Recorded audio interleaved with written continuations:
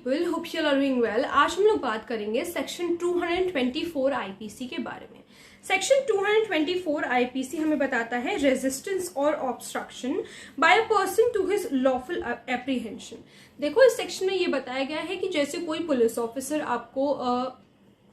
Arrest करने के लिए आया है और आप जो है उसकी लॉफुल कस्टडी से भाग रहे हो, एस्केप कर रहे हो, तो ऐसे में आपको 2 साल तक की सजा हो सकती है। यही इस सेक्शन में बताया गया है। देखो, हम लोगों ने पिछले सेक्शन में पढ़ा कि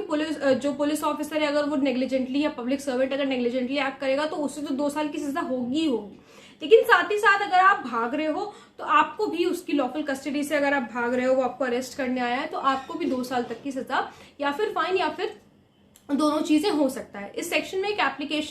एक्सप्लेनेशन भी दिया हुआ है। एक्सप्लेनेशन में ये बताया गया है कि जिस भी ऑफेंस के लिए आपको कन्विक्ट किया गया है, मान लो कि आपको किसी ऑफेंस के लिए आगे चल के कन्विक्ट किया जाएगा, तो आपको जो उस ऑफेंस की सजा है वो सजा तो मिलेगी, साथ में इन एडिशन ये वाली सजा भी मिलेगी कि आपने भागने की कोशिश की। तो वो सजा, जैसे मान लो वो 3 साल की सजा है उस ऑफेंस के लिए जिसके लिए आपको कन्विक्ट किया गया है, और इसमें 2 साल की सजा, तो ये 5 साल की टोटल सजा आपको मिलेगी, इम्प्रिजनमेंट मिलेगा। ठीक है,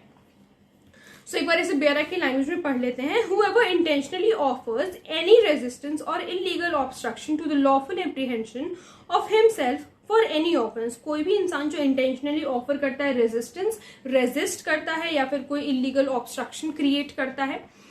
और उसका जो है वो ये लॉफुल अप्रीहेंशन हो रहा है, लॉफुल अरेस्ट उसकी हो रही है किसी भी ऑफेंस के लिए with which he is charged for, जिसके ऊपर मतलब उसके ऊपर चार्जेस हैं, या फिर ही हैज बीन कन्विक्टेड, या फिर उसको कन्विक्ट कर दिया गया है, और एस्केप्स और अटेम्प्ट्स टू एस्केप, या तो भाग जाता है या कोशिश करता है भागने की, फ्रॉम एनी कस्टडी, कहां से भागने की कोशिश करेगा, ऑब्वियसली कस्टडी से भागने की कोशिश करेगा, in which he is lawfully detained for any such offence, जिसके लिए उसको लॉफुली डिटेन्ड किया जाना चाहिए उस ऑफेंस के लिए, so shall be punished with imprisonment of either description for a term which may extend to 2 years। तो ऐसे में उस इंसान को 2 साल तक की सजा होगी, और विद फाइन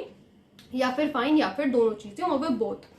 नाउ इसमें एक्सप्लेनेशन, जैसा कि मैंने आप लोग को बताया, the punishment in this section is in addition to the punishment for which the person to be apprehended और detained in custody was liable for the offence with which he was charged और of which he was convicted.